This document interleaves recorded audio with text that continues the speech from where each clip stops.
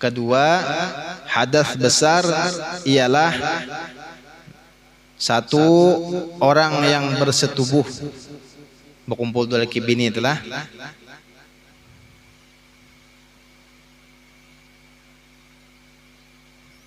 Kedua, orang yang keluar mani.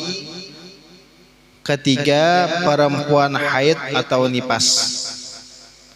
Artinya betul-betul orang nang junub pula, orang nang junub. Jadi beda antara orang nang junub lawan orang nang haid.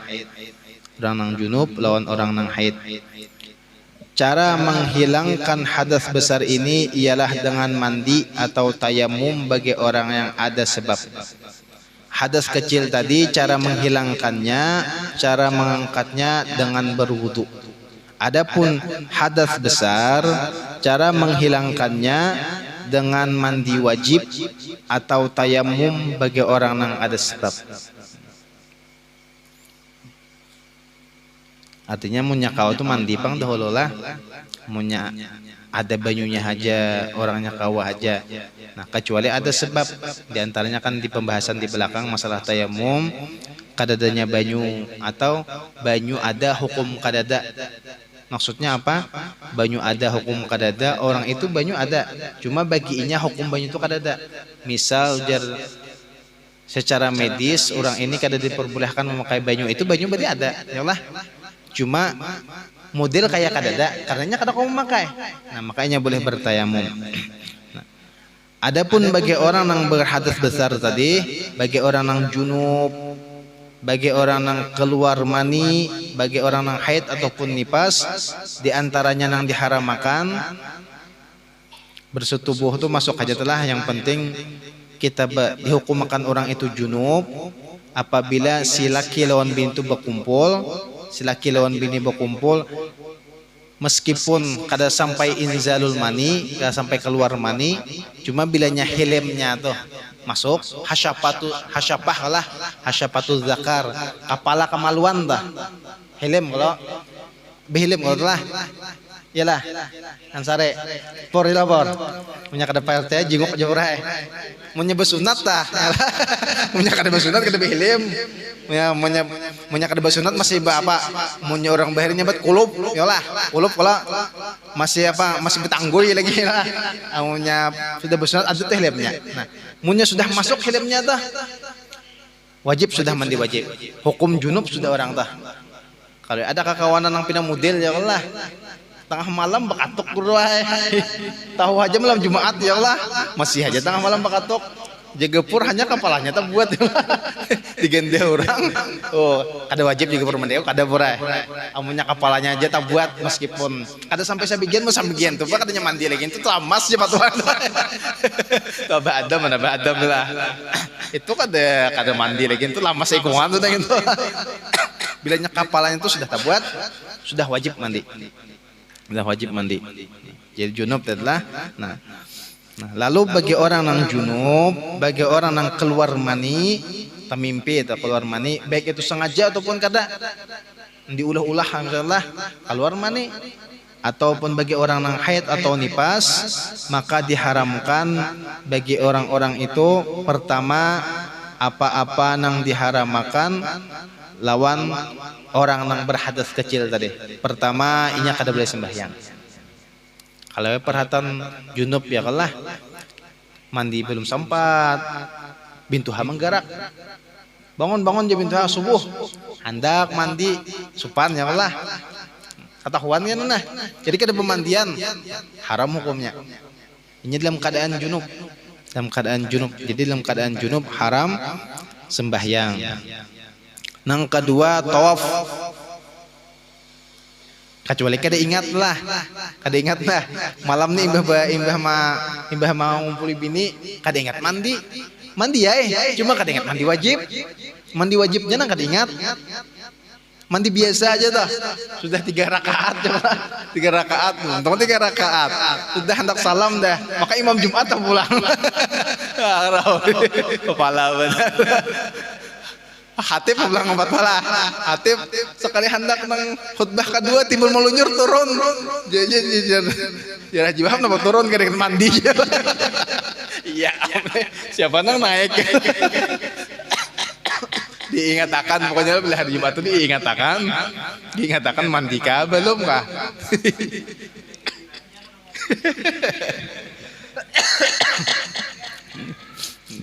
Kadang-kadang perlu kejujuran kita perlu jujur. Haram hukumnya. Kita laksanakan seolah-olah kita tuh mau huluk lawan Tuhan. Kita dalam keadaan bahadas, menghadap lawan sidin kayak orang mau huluk lawan sidin. Jadi tawaf, sembahyang haram hukumnya. Ketiga, menyentuh Al-Quran, sama aja tak menyentuh Al-Quran. Keempat, mengangkat Al-Quran, jangan.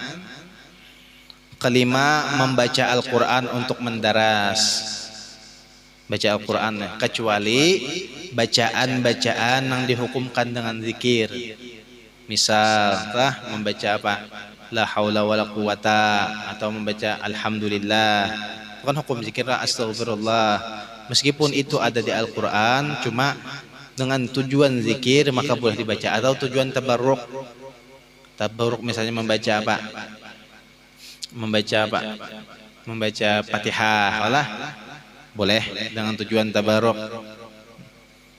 Atau ada juga pendapat ulama, boleh orang itu orang nang junub, boleh orang itu orang nang junub, orang nang haid, orang nang keluar mani, membaca Al-Quran boleh dengan catatan jangan mengeluarkan suara. Boleh. Misalnya hendak mendaras hendak mendaras Al-Quran, boleh dengan catatan jangan mengeluarkan suara. Atau ada pendapat lagi dari ulama, boleh orang itu dalam keadaan haid, dalam keadaan junub, dalam keadaan orang itu sudah keluar mani, dengan catatan orang itu belajar ataupun mengajar.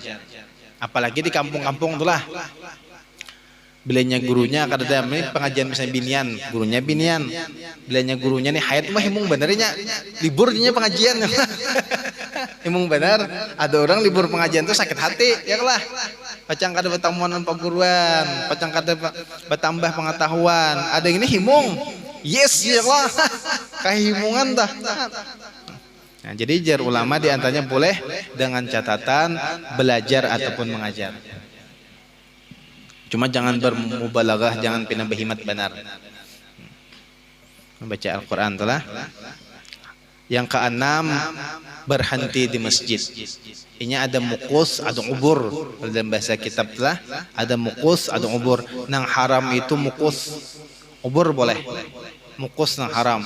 Mukus itu bagana bahasa Banjar lah, berdiam. Misal lah kita misalnya di masjid tuntung sembahyang akhir Ramadan nih, ya lah akhir Ramadan 10 terakhir ya, mengamalkan i'tikaf di masjid nih. Ya kalau kada sing bulikan lagi, mamai bini orang bercari kada. Kada sing bulikan orang pikir aja lah. Bagus cuma menyangka kawato sama miliar kan tinggal bini di rumah ayo anak kada bulikan lagi lah. Amun nang ini berduit kada ada, begana di masjid aja mengamalkan ya lah. Anak bini maka kelaparan. Makan anak bini itu wajib. Jadi begana di masjid nih. Kisah i'tikafnya lah. Rupanya entah kenapa kah tamimpi di masjid nih. Tamimpi jima nih. Sekali bangun dilihat hati basah tapi lah tak kami sih den. Ya kata kami biasa aja kan lebih. Kami nang karas tapi tuh. Jangan begana lagi kata aja sampai tebor rokok lo. Jangan langsung keluar. Langsung keluar dari masjid. Kenapa? Karena ini dalam keadaan junub. Termasuknya itu aja binian haid.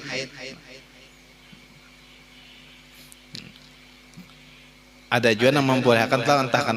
Cuma ada Jepang jar guru di antara guru jar siden mun aku kada umpat nang menawarkan pendapat bahwasanya bibinian nang haid boleh berdiam di masjid dengan catatan kada mengotori masjid. Pakai softtek misalnya lah, pakai softtek. Nah, ujar sidin guru siapa guru Khaidir kalau kata hilap di mata orang madhakan. Ujar sidin ilatnya haramnya bibinian itu orang nang haid, orang nang junub itu ilatnya haramnya di masjid itu bukan ilat dengan mengotori kata. Memang keharaman secara mutlak. Contohnya mana orang nang junub, misalnya kita ini kan ada junub di masjid kada, junubnya di rumah nih, tetap mukus badiam di masjid itu hukumnya haram. Kayak itu juga binian nang haid. mengotori kada mengotori tetap hukumnya haram. Cuman yang dibolehkan itu ubur itu lewat, sekedar lewat aja, kada sempat bagana di masjid. Kalau mukus itu sempat berdiam, tamandak di masjid. Jadi nang dibolehkan itu apa? Ubur sekedar lewat. Adapun mukus bagana di masjid hukumnya haram. Bagi bibinian. Nah, sempat lah bulan Maulid bulan Maulid abut sempat di masjid. Di masjid bulan bibinian hendak mengadakan habsyan bulan Maulid. Lalu kayak apa kisahnya aja hendak mengadakan di masjid nih. Kada menang hati. Bagus saja mengadakan di masjid. Cuma nang jadi perkaranya itu kada tahu nang lain tuh lah, nang di luar daripada jamaah buan habsyannya nih. Nang binian habsyannya aja nih banyak datang bulan. Lalu hendak mengadakan di masjid. Jadi ada nang karas hendak di masjid, ada nang kadawani di masjid. Berhasil abut lah. Jadi munyakawa kada usahakin di masjid. Di luar barang, di luar aja jangan dikarasi, kecuali pen hakun menanggung dosanya. Karena bukan nang haid ini kadawaninya ke masjid. Cuma ada nang karas hendak ke masjid, ada nang karas pokoknya aja di masjid aja setahun sekali aja. Hukum tuh kada kawa dibantah dengan setahun sekali. Memang bagus saja niatannya hendak mengadakan. Jadi cuma tujuannya bagus, caranya nang salah. Tujuannya bagus hendak mengadakan maulid. Kisahnya adalah hendak menghadirkan supaya memuliakan Nabi, janganlah. Nah, cuma manakala kita berhadap dengan orang nang mulia dengan tanpa adab dan cara nang bagus, bukannya sidin hendak menghadapi kita, malah berpaling sidin dari kita. Abut semalam, sempat abut. Sarah aja mau hendak dikarasi terserah aja.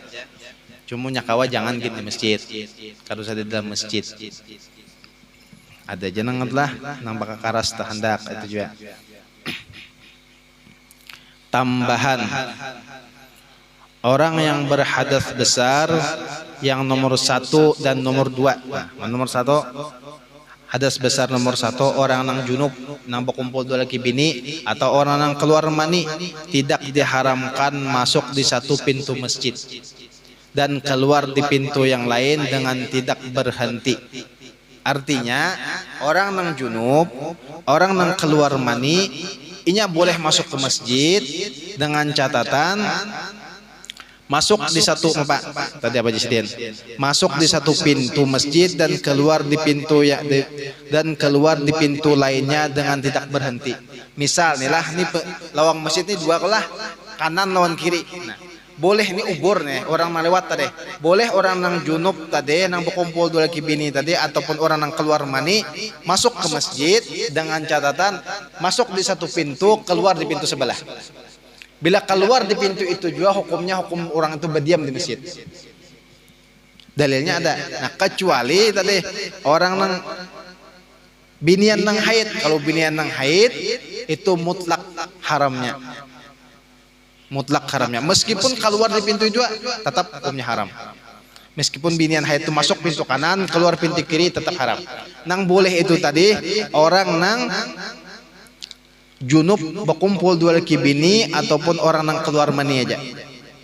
Adapun binian haid kada. Nah, itu juga sebabnya nang apa? Di antaranya jar Pak guru di sekumpul telah kenapa ujar sidin musalla tu kada dengar di masjid. Kan musalla ar-raudhah lah kada dengar di masjid.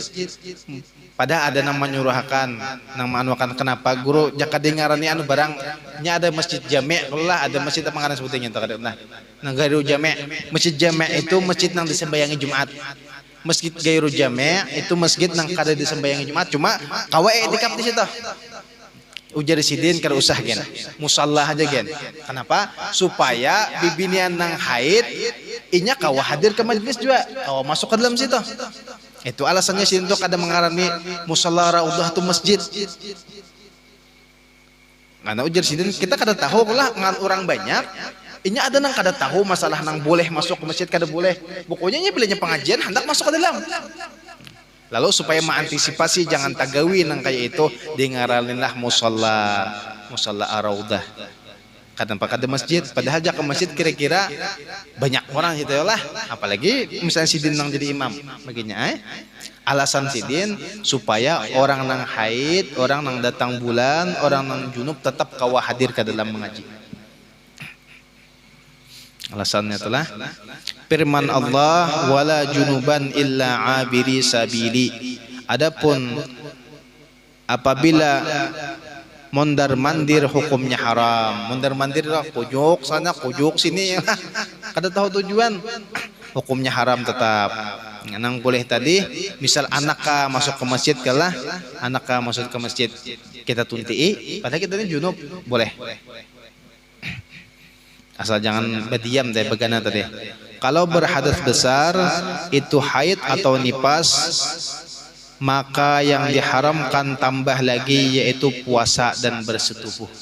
Nah, jadi bagi binian nang haid, binian nang nipas bertambah. Tadi kan Bapak 4, 5, 6 aja bertambah lagi 2 jadi 7 lawan 8. Binian nang haid, binian nang nipas hukumnya haramnya puasa. Haram puasa. Haramnya sembahyang, puasa pun haram. Cuma puasa wajib diqadha, sedangkan sembahyang kada wajib diqadha. Binian nang haid toh, binian nang nipas. Wajibnya mengqadha puasa, wajib mengqadha sembahyang. Nah, disinilah termasuk binian nang perlu kita perhatikan itu apabila bini kita ataupun anak kita ada nang bibinian dan sanak kita ada nang bibinian, seandainya binian tadi itu haid ataupun nipas, misalnya binian itu nipas ampihnya atau haid ampihnya di waktu asar, maka wajib inya mengqadha zuhur.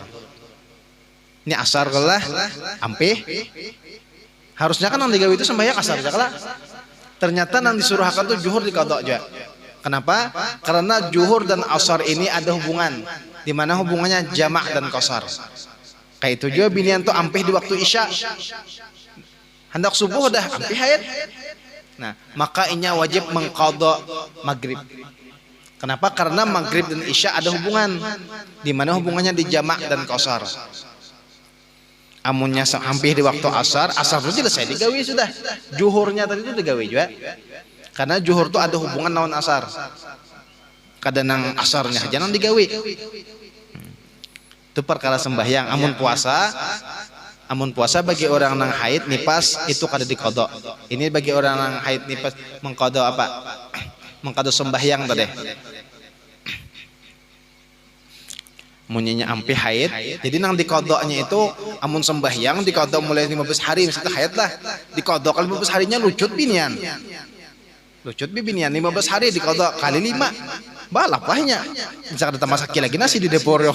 Aci mengqadha sembahyang aja. Nah, cuma agama kada maturakan gitu. Nang diqadha itu sembahyang nang ampun waktu aja. Ampih di waktu asar cuma diqadha zuhur karena zuhur berhubungan dengan asar.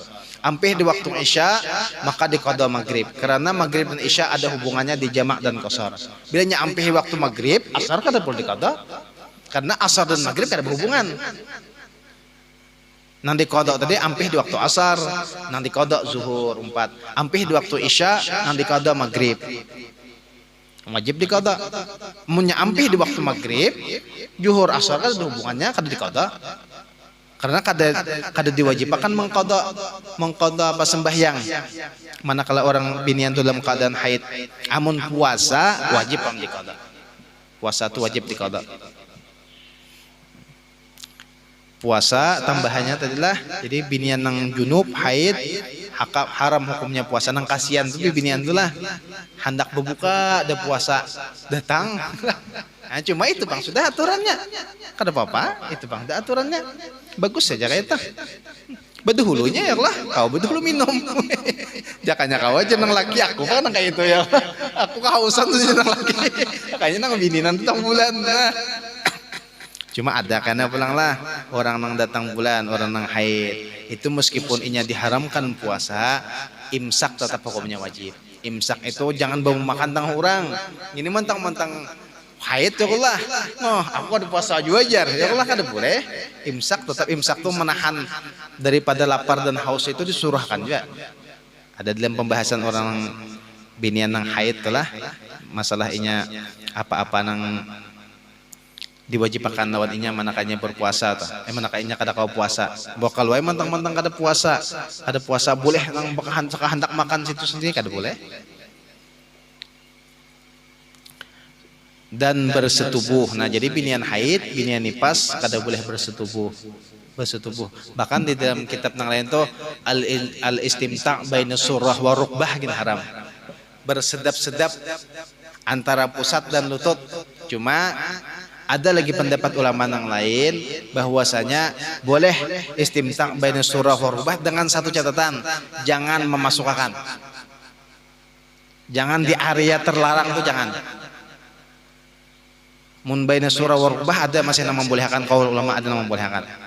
Cuma jangan sampai masuk area yang terlarang. Kenapa gerang jadi ulama itu berihtiyat beapik baina surah wa rukbah ini? Karena bila sudah masuk area yang ini biasanya hendak terjerumus sudah. Ya, itu mah intil benar jadi orang hulu sungai ini. Mah intil benar cuma nyajar. Mun kada kau di muka di belakang bang. Nah, haram hukumnya di belakang haram hukumnya karena apa mengumpul bini di belakang itu maksud di belakang itulah jalur belakang. Kalau gayanya pinubah itu urusan pian gitu ya lah. Anak mau bah gaya itu urusan pian ya lah. Itulah urusan ulun. Mulai hendak gaya nang kayak itu urusan pian. Nang kada boleh itu lewat dubur. Ini nah kemaluan kita nang kada hajat nang behirane. Mantap di situ. Nah, itu haram hukumnya. Jadi itu nang apa? Nang tambahan bagi orang bibinian nang haid dan nifas, haramnya berpuasa dan haramnya bersetubuh. Perhatian, perempuan haid atau nifas tidak boleh sholat di masa haid itu atau masa nifas dan tidak wajib mengqadanya, bahkan haram. Kedua, perempuan haid atau nifas tidak boleh puasa di masa haid atau nifasnya dan wajib mengqadanya. Sembahyang kada wajib diqadha, puasa wajib diqadha. Cuma tadi sembahyang tadi nang wajib diqadha itu apabila masa pemberhentian haid atau nifasnya tadi di masa sembahyang nang ada hubungan dengan sembahyang nang lain. Contoh sembahyang zuhur berhubungan dengan asar, apabila berhentinya haid di waktu asar wajib diqadha zuhur. Atau haid tadi ampih di waktu isya maka wajib mengqadha maghrib. Di mana hubungannya maghrib dan isya, di mana hubungannya zuhur dan asar, hubungannya di dalam masalah jama' dan qasar. Buktinya mana? Kita kawan mendahulukan asar di waktu zuhur. Alah sembahyang tuh orang nang labuh tuh.